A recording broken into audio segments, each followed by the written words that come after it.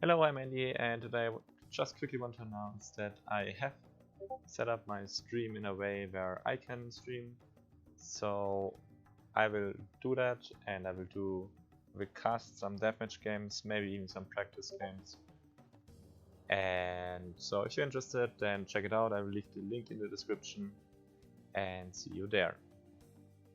Okay, so let's quickly look at the bracket. So Sif's Longdong, I really like that detail of Frosty. Sif's Longdong is, I think it's one of the favorites going into this tournament, just because I think Sif has the best 3D mechanics in the tournament, and 3D is pretty important. Trading good is really important, and he also put in some build orders, so he looks very good now, I think. And Longdong also just looks decent. So they are a pretty strong team. I would have expected more of Prince and Lenka, to be honest. I think they do have potential. I think they still come back, but probably not with Japan, and also probably not without mercantilism on Germans. So that's not something you typically want to do. Then here I think Boyk and Ajif also a big contender for to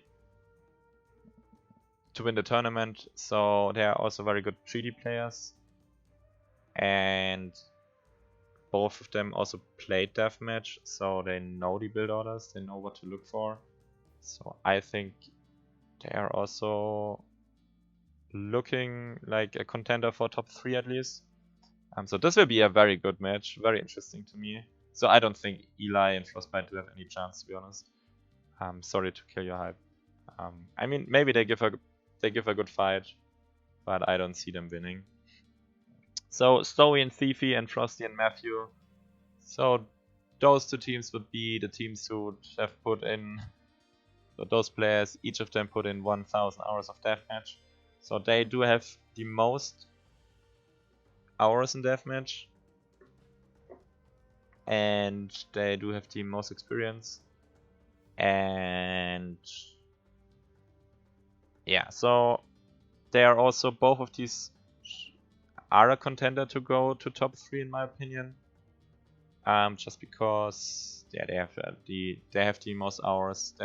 They're all decent. Story and Thief especially do have a very good synergy going on, very good team play. Frost and Matthew, I think on paper, are better in 1-on-1. But Story and Thiefy's team spirit can, or also puts them in a position where I can see winning them this game, and also where I could see them going to top 3. So then we have Josh and Ivar. Josh and Ivar maybe could be good for an underdog victory, but I don't see them in the top 5. So yeah, I hope they impress me, but I just think there's a skill difference. So the same about me, Andy, and Nos. So I think I'm decent in deathmatch, but also I really didn't have time to practice much lately, so I'm not that hot. Nos is an old friend of mine. We mainly do Supremacy, and we barely do have time to practice deathmatch. So if we get top 3, that would be a major achievement for us.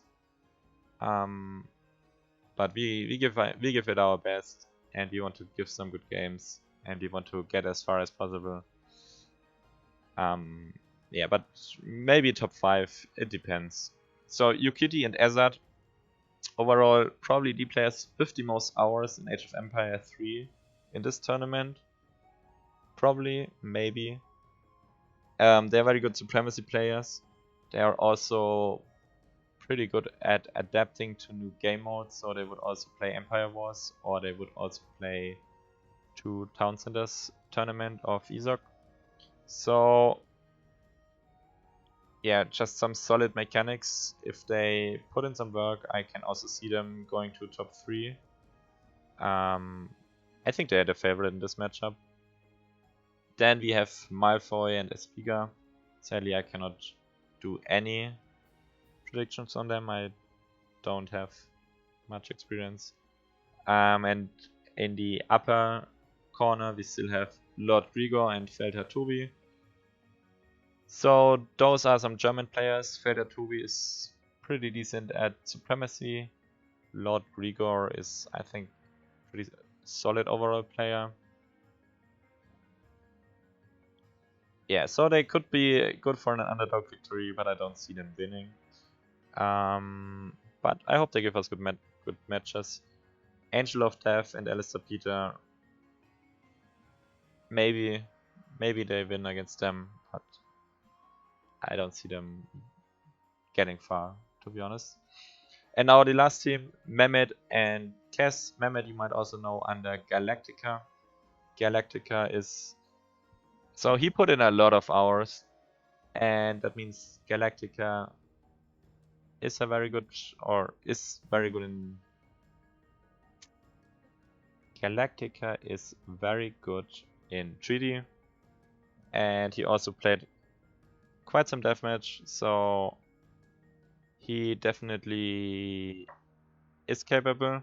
I don't know Sass, so if Sass is decent, Mehmet or Galactica could go to top 5, maybe even top 3, and take some underdog victories.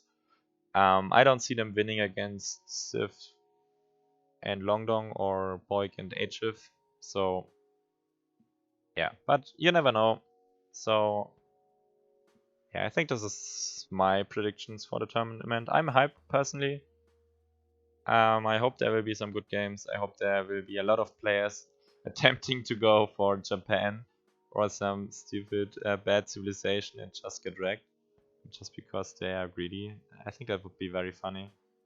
Yeah, and I hope we see some great comebacks. There's also a bounty on comebacks, and there is a bounty on most creative strategy. So far, I wasn't too impressed by the strategies. I mean, I'm a bit surprised by the factory snipe. I mean, that was sexy, to be honest. But yeah, other than that, it looked pretty standard to me. But it's the first series, so I hope there will be some good games.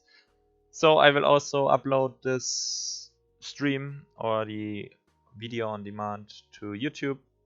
We will try to cover as many games as possible. We will put all the games we get our hands on Frosty's YouTube. So if you want to see that, check out Frosty's YouTube. I will probably post my predictions on my channel and link to Frosty's YouTube. So if you're interested, then check out that YouTube. And on my YouTube, there will maybe be like the best comeback or the most creative strategy. Maybe I do a compilation of all the factories which get sniped. So something like that. I don't know, but not every game. I don't think it's that's good or it's something people would want to see. So yeah, so I think next time I will also announce when I will stream, and so that would make things probably a bit easier. And yeah, I think I've said everything. Let's see, maybe someone wants to play.